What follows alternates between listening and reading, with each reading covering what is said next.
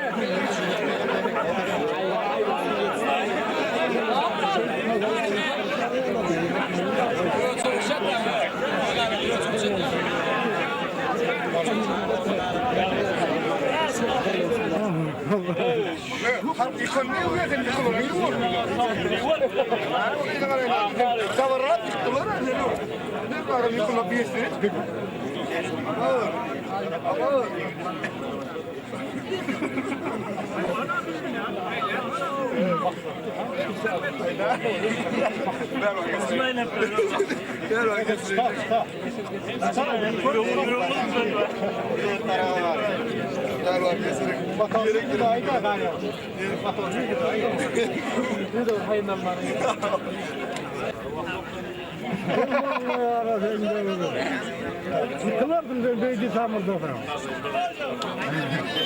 Seyitçan'ın zıptım da hani onu Seyitçan görmüyor.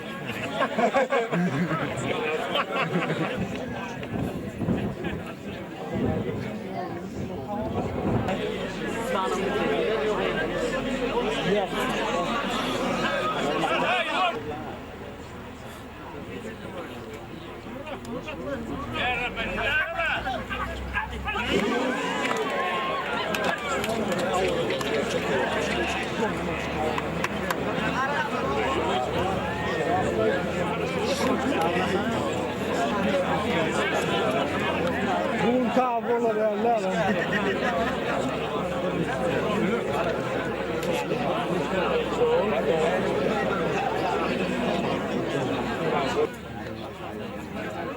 Kalk bak.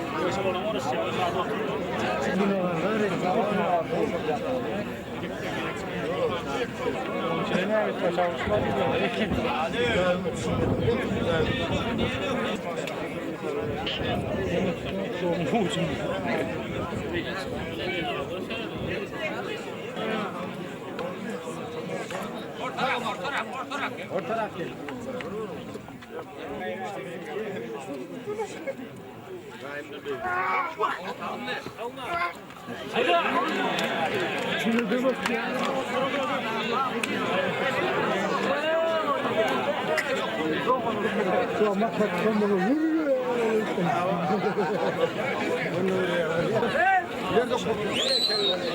Bangladeş bayrak ne deyip ne ki? Bayos!